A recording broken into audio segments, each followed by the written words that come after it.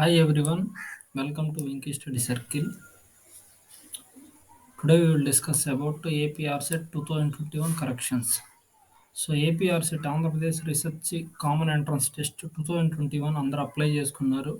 So వీటిలో కొన్ని mistakes పోయిన వాళ్ళు ఏంటంటే కరెక్షన్స్ ఎప్పుడు వస్తాయి ఏంటి అసలు కరెక్షన్స్లో కూడా మనం ఎన్ని కరెక్షన్స్ చేసుకోగలం, కరెక్షన్ ఏవి చేసుకోగలం, సో కరెక్షన్ చేయలేనివి ఉంటాయా, కరెక్షన్ ఎలా చేయాలి ఏంటి అని చాలామంది డౌట్స్ వచ్చుంటాయి. కేటగిరీ 1లో అప్లై చేయాల్సిన వాళ్ళం కేటగిరీ 2లో అప్లై చేసాం.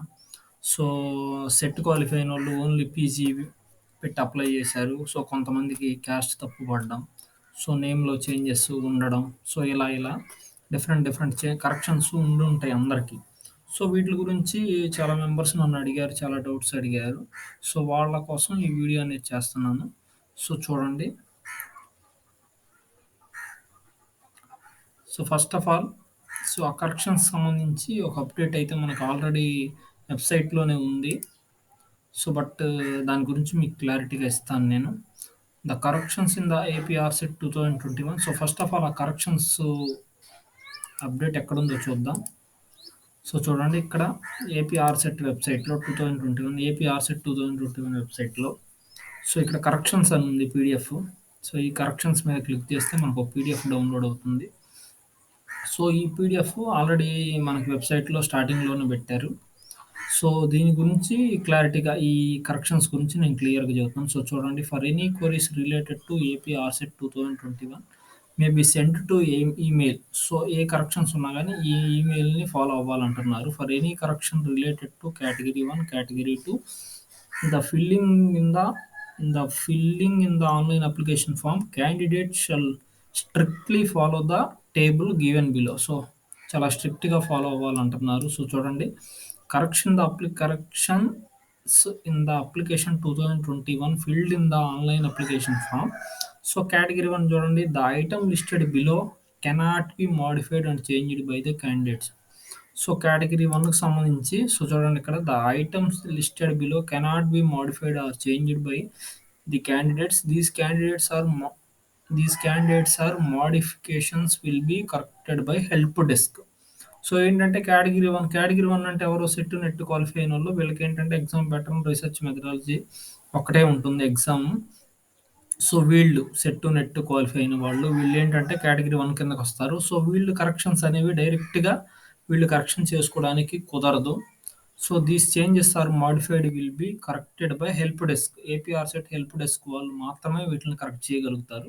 సో వాళ్ళ గురించి చూద్దాం. విత్ వ్యాలిడ్ సపోర్టింగ్ డాక్యుమెంట్, మన వ్యాలిడ్ సపోర్టింగ్ డాక్యుమెంట్ అనేది వాళ్ళకి మనం సబ్మిట్ చేయాలి. సో అవేంటివో చూద్దాం. సో ఫస్ట్ ఆఫ్ ఆల్ చూడండి, కేటగిరీ 1కి సంబంధించి నేచర్ ఆఫ్ కరెక్షన్. సో మీకు ఎలాంటి కరెక్షన్స్ రైజ్ అయ్యే క్వశ్చన్స్ చెబుతాను నేను. చూడండి, name of the candidate. For suppose మీకు అప్లికేషన్లో నేమ్ తప్పుపడింది అనుకోండి. సో మీరేంటంటే కేటగిరీ 1కి సంబంధించిన వాళ్ళు document to be submitted. So ఈ డాక్యుమెంట్ అనేది ఏపీఆర్సెట్ వాళ్ళకి సబ్మిట్ చేసి మీ నేమ్ని కరెక్ట్ చేసుకోవచ్చు. సో ఎస్ఎస్సి మార్క్ లిస్ట్ అనేది మీరు హెల్ప్ డెస్క్ వాళ్ళకి సంబంధించి మెయిల్ ఐడి ఉంది. సో ఇక్కడ ఉంది చూడండి, help desk APRCET 2021@gmail.com. So దీనికి మీరు మీ దానికి మీ కరెక్షన్ గురించి కంప్లీట్గా నేమ్ ఆఫ్ ది క్యాండిడేట్ ఈ కరెక్షన్ ఉంది సార్, సో ఈ కరెక్షన్ అనేది నాకు చేంజ్ చేయండి అని అడిగితే, సో ఈ ఎస్ఎస్సి మార్కుల లిస్ట్ని వాళ్ళకి మెయిల్ చేస్తే వాళ్ళు ఏంటంటే మీ నేమ్ని కరెక్ట్ చేస్తారు. మీ అప్లికేషన్లో రాంగ్ పడిన నేమ్ని వీళ్ళు as per SSC marks list ప్రకారం సో కరెక్షన్ చేస్తారు. So next date of birth as per SSC or equivalent. Date of birth కూడా నేమ్ కరెక్షన్ ఉంటే ఎస్ఎస్సి మార్క్ లిస్ట్ అనే ప్రూఫ్ని మనం ఏపీఆర్సెట్ వాళ్ళకి మెయిల్ చేయాలి, అప్పుడే కరెక్షన్ అవుతుంది. సో నెక్స్ట్ సిగ్నేచర్ ఏమన్నా తప్పు ఉంటే clear scanned signature with less than 30 KB. So 30 KB కంటే సైజు తక్కువ ఉన్న సిగ్నేచర్ని మనం వాళ్ళకి ఏపీఆర్సెట్ కన్వీనర్స్కి మనం పంపించాలి, ఆ మెయిల్ ఐడికి పంపించాలి. సార్ సిగ్నేచర్ కరెక్షన్ ఉందని చెప్తే సో వాళ్ళు చేంజ్ చేస్తారు. So photography, clear scanned photograph with less than 50 KB. 50 KB కంటే బిలో ఉండాలి. సో ఆల్రెడీ మనం అప్లికేషన్లో ఫిల్ చేసేటప్పుడు ఈ 50 KB 30 KB అనే ఐడియా ఉంటాయి. సో వాటిల్నే పొరపాటున మీ ఫోటో ప్లేస్లో వేరే వాళ్ళ ఫోటో వచ్చినా, సో ఏదైనా మిస్టేక్ ఉంటే ఫోటోగ్రఫీకి సంబంధించి సో ఈ డాక్యుమెంట్ అనేది మీరు వాళ్ళకి సబ్మిట్ చేయాలి. సో, చూడండి కేటగిరీ 1 వాళ్ళు cannot be modified. So, category 1 వాళ్ళు మాత్రం వాళ్ళంతట వాళ్ళు మోడిఫై చేసుకోలేరు. So, qualifying degree. So, degree గాని, ఇంటర్మీడియేట్ గాని, డిగ్రీ గాని సో, మీ క్వాలిఫికేషన్స్ ఎంటర్ చేసుంటారు గదా! సో, క్వాలిఫికేషన్స్ ఎంటర్ చేసిన దాంట్లో ఇయర్ ఆఫ్ పాసింగ్ గాని, సో, ఫర్ సపోజ్ మీరు డిగ్రీ మార్క్స్ పర్సెంటేజ్ ఎంటర్ చేశారు. కాలేజ్ నేమ్ ఎంటర్ చేశారు. సో, అక్కడ ఏదన్నా మిస్టేక్స్ ఉంటే మీరు కరెక్షన్ చేయించుకోవాలనుకుంటే qualifying post graduation certificate mark list. So, PG details ఒకవేళ తప్పు ఎంటర్ చేసుండుంటే క్వాలిఫయింగ్ పోస్ట్ గ్రాడ్యుయేషన్ సో, మీ పీజీకి సంబంధించిన సర్టిఫికేట్స్ అనేవి వాళ్ళకి మెయిల్ చేయాలి. మెయిల్ చేసి వాళ్ళకి సో, ఇలా కరెక్షన్ ఉంది సార్ అంటే వాళ్ళు కరెక్షన్ చేస్తారు. సో, కమ్యూనిటీ రిజర్వేషన్ కేటగిరీ అంటే క్యాస్ట్ సర్టిఫికేట్ క్యాస్ట్‌కి సంబంధించి ఓపెన్ కేటగిరీ ఓసీ వాళ్ళు బీసీ అని గాని, బీసీ వాళ్ళు ఎస్సీ, ఎస్టీ అని గాని సో, వీళ్ళేంటంటే కేటగిరీని తప్పుగా పెట్టుకుంటే ఆ కేటగిరీని కరెక్ట్ చేయాలంటే మీ క్యాస్ట్ సర్టిఫికేట్ అనేది రీసెంట్‌గా ఇష్యూ చేసిన క్యాస్ట్ సర్టిఫికేట్ అనేది వాళ్ళకి మనం పంపించాలి. So, next qualifying details for examination part A only. So, చూడండి ఇక్కడేంటంటే కొంతమందుంటారు పార్ట్ 1 వాళ్ళు. అంటే సెట్, నెట్ క్వాలిఫై అయిపోయి ఓన్లీ పీజీ అని పెట్టి అప్లై చేసుకునుంటారు పొరపాటున. సో, వాళ్ళకేంటంటే అందుకని ఇక్కడ పార్ట్ ఏ ఓన్లీ అన్నారు. సో, పార్ట్ ఏ ఓన్లీ అని ఎందుకన్నారంటే సో, కేటగిరీ 1కి సంబంధించినోళ్ళు ఓన్లీ పార్ట్ ఏ ఎగ్జామ్ రాస్తారు కాబట్టి వీళ్ళేంటంటే సో, చూడండి ఒకసారి నేను క్లియర్‌గా చెబుతాను మీకు. సో, ఆర్‌సెట్ ఉంది గదా! అప్లికేషన్‌లోకెళ్దాం. సో, ఫీజ్ పేమెంట్‌లోకెళ్దాం.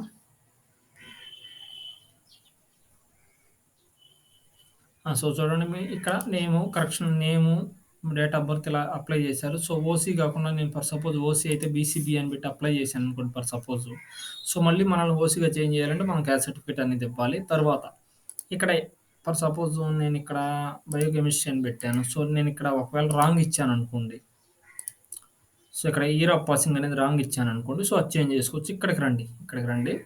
సో, ఇక్కడ ఒకటి చదివాం గదా! సో, చూడండి certificate qualifying details for examination part A only. So, ఇక్కడ చూడండి ఇక్కడ ఫర్ సపోజ్ నేను సెట్ క్వాలిఫై అయ్యాను. పీజీ విత్ స్లెట్ ఉంది నాకు. సో, నేను ఇది క్లిక్ చేసుకోకుండా పొరపాటున నేను ఓన్లీ విత్ పీజీ అని క్లిక్ చేసి అప్లై చేశాననుకోండి. సో, ఇలా అప్లై చేసినప్పుడు ఏంటంటే, సో, నేను లాస్ అవుతాను గదా! సో, అందుకోసం నేనేంటంటే దీని కిందకి చేంజ్ చేసుకోవాలనుకుంటున్నాను. సో, చేంజ్ చేసుకోవాలనుకుంటే మనం దానికి తగ్గ వ్యాలిడ్ డాక్యుమెంట్స్ అనేది ఇవ్వాలి. కానీ ఇక్కడ ఏమంటున్నారంటే పార్ట్ ఏ ఓన్లీ అంటున్నారు. సో, అయితే ఛాన్సెస్ ఉండొచ్చు. ఒకవేళ పొరపాటున వీట్లి గురించి చెప్పుండొచ్చు. సో, పార్ట్ ఏకి సంబంధించి పీజీ విత్ యూజీసీ నెట్ ఉందనుకోండి మీకు. పొరపాటున మీరు ఇది కరెక్షన్ వీటిల్లో ఏదన్నా రాంగ్ పెట్టారనుకోండి. సో, పార్ట్ ఏకి సంబంధించినోళ్ళు వీటిలికి సంబంధించిన డాక్యుమెంట్ అనేది కంపల్సరీగా మనం certificate of UGC net, CSIR net, slate, gate, valid score, teacher fellowship holders and MPhil holders వీళ్ళకి సంబంధించిన సర్టిఫికేట్ అనేది హెల్ప్ డెస్క్ వాళ్ళకనేది మెయిల్ చేయాలి. మెయిల్ చేసిన తర్వాత మాత్రమే ఇది చేంజెస్ చేస్తారు. సో, ఇక్కడ ఫర్ సపోజ్ మీరు పీజీ విత్ స్లెట్ అనుకోండి. స్లెట్ అని పెట్టకుండా పొరపాటున మీరు ఇలాగా PG with UGC CSIR net అని ఒకవేళ మిస్టేక్ పెట్టుకున్నారనుకోండి. మీకిలా చేంజ్ చేయాలంటే ఇక్కడికి సో, వాళ్ళకి ఆ వ్యాలిడ్ డాక్యుమెంట్ అనేది ఇవ్వాలి. సో, అలాగా కొంతమందేంటంటే పీజీ విత్ స్లెట్ ఉన్నా గానీ స్లెట్ అన్నా, సెట్ అన్నా ఒకటేనండి. So, only with PG degree అని పెట్టుకొనుంటారు. సో, ఇలా పెట్టుకోవడం వల్ల పాపం వాళ్ళు లాస్ అవుతారు. సో, వాళ్ళు ఇలా చేంజ్ చేసుకోవాలంటే మీకు సంబంధించిన ఆ సర్టిఫికేట్ అనేది కంపల్సరీగా మీరు మెయిల్ చేయాల్సి ఉంటుంది. సో, ఇంక అవన్నీ తెలిసినవే మెయిల్ ఐడీ గాని, మొబైల్ నంబర్ గాని ఇవి ఆల్రెడీ మీకు కరెక్షన్స్ వచ్చినప్పుడు మీరు కరెక్షన్ జేసుకోవచ్చు. సో, మెయిన్‌వి అయితే మాత్రం సో, ఇక్కడ ఇంకో పాయింట్ ఉంది. సో, ఆ పాయింట్ గురించి చూద్దాం మనం. సో, ఇక్కడ ఇంకో పాయింట్ ఉంది.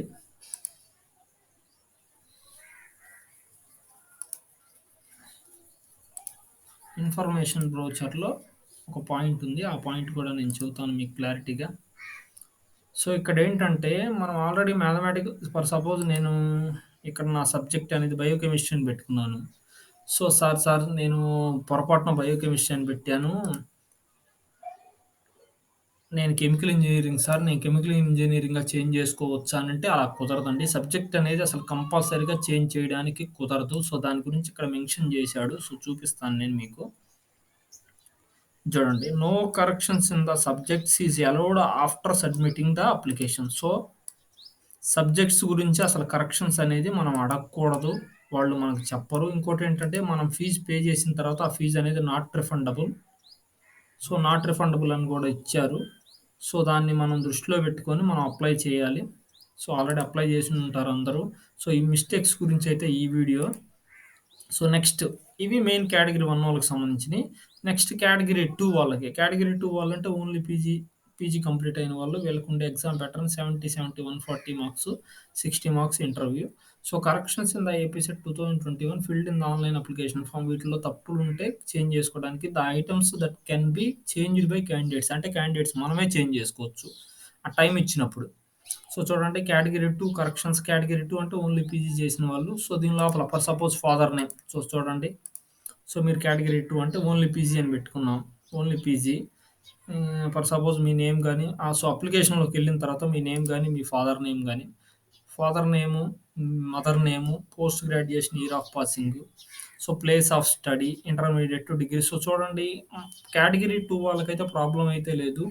ప్రతిదీ ఇచ్చాడు ఇక్కడ. ఫాదర్ నేమ్ కానీ ఫాదర్ నేమ్ కానీ. ఇంకోటి ఏంటంటే ఇక్కడ ఫాదర్ నేమ్ అనే ఇచ్చాడు. నేమ్కి సంబంధించి ఏదైనా కరెక్షన్ ఉంటే మనం మెయిల్ చేయాలి వాళ్ళకి. సో మనకు ఫస్ట్ ఇక్కడ ఇచ్చాడు కదా, నేమ్ ఆఫ్ ది క్యాండిడేట్కి సంబంధించి ఎస్ఎస్సి మార్క్ లిస్ట్ అని. సో ఇవైతే మేజరు. వీటిని చేంజ్ చేయాలంటే కంపల్సరీగా మనం వాళ్ళని మీట్ అవ్వాల్సిందే, కంపల్సరీగా ఏపీ ఆర్సెట్ డిపార్ట్మెంట్ వాళ్ళని. సో ఇవేంటంటే, సో కేటగిరీ 1 కానీ కేటగిరీ 2 ఎవరికైనా కానీ ఏంటంటే ఈ కరెక్షన్స్ చేసుకోవడానికి పాసిబిలిటీ ఉంటుంది. ఎప్పుడంటే కరెక్షన్ డేట్స్ ఇచ్చినప్పుడు. So father name, mother name, post graduation year అంటే పీజీకి సంబంధించిన year, place of study. So intermediate ఎప్పుడు, డిగ్రీ ఎప్పుడని మనం ఆల్రెడీ అప్డేట్ చేసి ఉంటాం. సో బర్త్ స్టేట్ అందరూ, సో ఆంధ్రప్రదేశ్ అని కానీ తెలంగాణ అని కానీ ఇలా స్టేట్స్, డిస్ట్రిక్ట్స్ పెట్టుకొని ఉంటారు. సో జెండర్ మేలా, ఫీమేలా ఇలా ఏదైనా మిస్టేక్ పెడితే ఇవి మన కరెక్షన్స్ టైంలో మనం చేంజ్ చేసుకోవచ్చు. ఆధార్ కార్డ్ డీటెయిల్స్ కానీ, ఈడబ్ల్యూఎస్ డీటెయిల్స్ కానీ, సో లోకల్ ఏరియా స్టేటస్ కానీ, సో మనం లోకలా, నాన్ లోకలా అని ఉంటుంది అప్లికేషన్‌లో.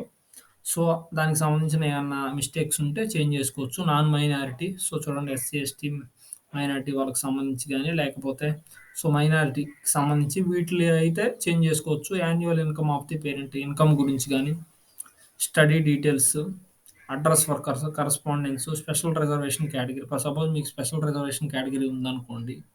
సో మీరు ఒకవేళ చే సెలెక్ట్ చేసుకోలేదనుకోండి. సో కరెక్షన్స్ అప్పుడైతే మీరు సెలెక్ట్ చేసుకోవచ్చు. ఇవన్నీ చేంజ్ చేసుకోవచ్చు. ఇవన్నీ చేంజ్ చేసుకోవడానికి పాసిబిలిటీ ఉంటది. ఓన్లీ ఇవి మాత్రం చేంజ్ చేసుకోవడానికైతే పాసిబిలిటీ ఉండదు. సో నేను సో వాళ్ళు రిలీజ్ చేసిన దాంట్లోకెళ్తున్నాను. సో చూడండి, corrections related to category 1 items will be done at help desk APRCET 2021. వీళ్ళు మాత్రమే చేస్తారు. Subjected through verification of the valid document approval by convener. So మీరు కరెక్ట్ డాక్యుమెంట్ ఇస్తేనే వెరిఫై చేసి కరెక్షన్ చేస్తారు, లేకపోతే చేయరు. The corrections related to category 2 the filling in online application form should be done by the candidates during the. So ఏంటంటే మన correction first time ఆర్సెట్ notification release అయినప్పుడు ఇచ్చాడు 6-8 వరకు కరెక్షన్స్ అని. సో మళ్ళీ డేట్ ఎక్స్టెండ్ చేశాడు కాబట్టి కరెక్షన్స్ డేట్ అనేది ఇంకా ఇవ్వలేదు. సో ఆ టైంలో మనం అయితే ఈ కరెక్షన్స్ అనేవి మనం చేంజ్ చేసుకోవచ్చు అని అంటున్నాడు. సో న్యూగా వచ్చిన డేట్స్ అయితే ఇంకొకసారి చూద్దాం మనం.